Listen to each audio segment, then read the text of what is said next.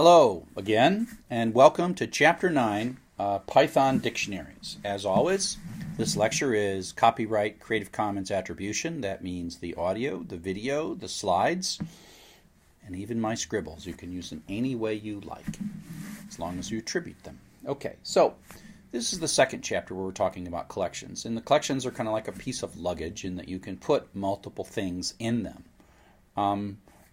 Variables that we've talked about sort of starting in Chapter 2 and Chapter 3 were simple variables, a scalar. They're just kind of one thing, and as soon as you put another thing in there, it overwrites the first thing. And so if you look at the code, x equals 2 and x equals 4, the question is, where did the 2 go?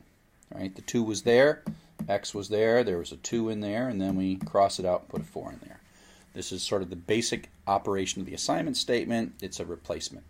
But a dictionary allows us to put more than one thing, not using this syntax, but it allows us to have a variable that's really an aggregate of many values. And the difference between a list and a dictionary is how the values are structured within that single variable. The list is a linear collection indexed by integers 0, 1, 2, 3. If there's 5 of them, it's 0 through 4. Very much like a Pringles can here, where they're just stacked nicely on top of each other. Everything's kind of organized. We talked about it in the last lecture. This lecture we're talking about dictionaries. Dictionaries very powerful. Its power comes from a different way of organizing itself internally. It's a bag of values, like just stuffs in it. It's not in any order. Big stuff, little stuff. Things have labels. You can also think of it like a purse with just things in it. It's not like stacked. It's just stuff moves around as you're going, and that's a very good model for dictionaries. And so dictionaries have to have a label because the stuff is not in order. There's no such thing as the third thing. There is the thing with the label perfume. There's the thing with the label candy. There's the thing with the label money. And so there's the value, the thing, the money, and then there's always also the label. We also call these key value. The key is the label, and the value is whatever. And so these pink things are all labels for various things that you can put in the purse. So you could say to your purse, hey purse, give me my tissues. Hey purse, give me my money. And it's in there somewhere, and the purse sort of gives you back the tissues or the money. And it's Python's most powerful data collection is the dictionaries. And it's when you get used to wielding them, you'll say whoa, I can do so much with these things. And at the beginning, you're just sort of learning how to use them without hurting yourself. But they're very powerful. It's like a database. It allows you to store very arbitrary data, organized in however you feel like organizing it, in a way that advances the cause of the program that you're writing. And we're still kind of at the very beginning, but as you learn more, these will become a very powerful tool for you. Dictionaries have different names in different languages. Perl or PHP would call them associative arrays. Java would call them a property map or a hash map. And C# might call them a property bag or an attribute bag. And so they're just the same concept. It's keys and values is the concept that's across all these languages. Just a very powerful. And if you look at the Wikipedia entry that I have here, you can see that it's a concept that we give different names in different languages. Same concept, different names. So like I said, the difference between a list and a dictionary, they both can store multiple values. The question is how we label them, how we store them, and how we retrieve them. So here's an example use of a dictionary. I'm going to make a thing called purse, and I'm going to store in purse, this is an assignment statement, purse sub money. So this isn't like sub 0, this is sub money. So I'm actually using a string as the place. And so I'm going to say stick 12 in my purse and stick a post-it note that says that's my money. Candy is 3, tissues is 75. And if I look at that, it's not just the numbers 12, 3, and 75 as it would be in a list. It is the connection between money and 12, tissues is 75, candy is 3. And in the key value, that's the key and that's the value. So candy is the key and 3 is the value. Now, I can look things up by their name. Print purse sub candy. Well, it goes finds it, asking, hey purse, give me back candy. And it goes and finds the value, which is 3, and so out comes a 3. We can also put it on the right-hand side of an assignment statement. So purse of candy says, give me the old version of candy, and then add 2 to it, which gives me 5, and then store it back in that purse under the label candy.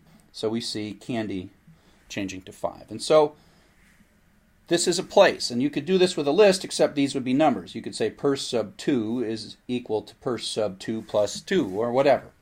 But in dictionaries, there are labels. Now, they're not strings. Strings is a very common label in dictionaries, but it's not always strings. You can use other things. In this chapter, we'll pretty much focus on strings. You could even use numbers, and then you would get a little confused. But you can. So here's sort of a picture of how this works. So if we take a look at this line, purse sub money equals 12, it's like we are putting a key value connection. Money is the label for 12, and then we sort of move that in. And it's up to the purse to decide where things live. If we look at the next line, we're going to put the value in with a 3 in with the label candy, and we're going to put the value 75 in with the label of tissues. And when we say, hey purse, print yourself out, it just goes and pulls these things back out and hands them to us. And what it's giving us both the label and the value, and it's necessary to do that because it's just like 12, 75, and 3. What exactly is that? And so this syntax with the curly braces is what happens when you print a dictionary out. The same thing happens when we're sort of printing purse sub candy, right? Purse sub candy, it's like, dear purse, go and find the candy thing. Look at that one, look at that one. Oh, yep, this is candy. But what we're looking for is the value, and so that's why 3 is coming out here. So go look up under candy and tell me what's stored under candy. These can be actually more complex things. I'm just keeping it simple for this lecture. And then when we say purse sub candy equals purse sub candy plus 2, well, it pulls the 3 out, looking at the label candy, then adds 3 plus 2 and makes 5, and then it assigns it back in. And then that says, oh, go place this number 5 in the purse with the label of candy, which then replaces the 3 with a 5. Okay? And if we print it out, we see that the new variable, or the new candy entry, is now 5. Okay? So if we just sort of put these things side by side, we create them sort of both the same way. We make an empty list and an empty dictionary. We call the append method because we're sort of just putting these things in order. You got to put the first one in first. So it's not telling you where. You kind of know that this will be the first one because you're starting with an empty one, and this will be the second one. We put in the values 21 and 183, and then we print it out, and it's like, okay, you gave me the values 21 and 183. I will maintain the order for you. There's no keys other than their position. Their position is the key, as it were. If I want to change the first one to 23, well, I say list sub 0, which is this, and then change that to 23. So this is sort of used as a lookup to find something. It can be used on either the right-hand side or the left-hand side of an assignment statement. Comparing that to dictionaries, I'm going to put a 21 in there, and I'm going to put it with the label age. Then I'm going to put 182, put that in with the label course. So we don't have to like make an entry. The fact that the entry doesn't exist, it creates the age entry and sticks 21 into it. Creates the course entry, sticks 182 into it. We print it out and says, oh, course is 182 and age is 21. This emphasizes that order is not preserved in dictionaries. I won't go into like great detail as to why that is. It turns out that that's a compromise that makes them fast using a technique called hashing. It's how it actually works internally.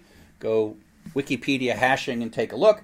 But the thing that matters to us as programmers primarily is that lists maintain order and dictionaries do not maintain order.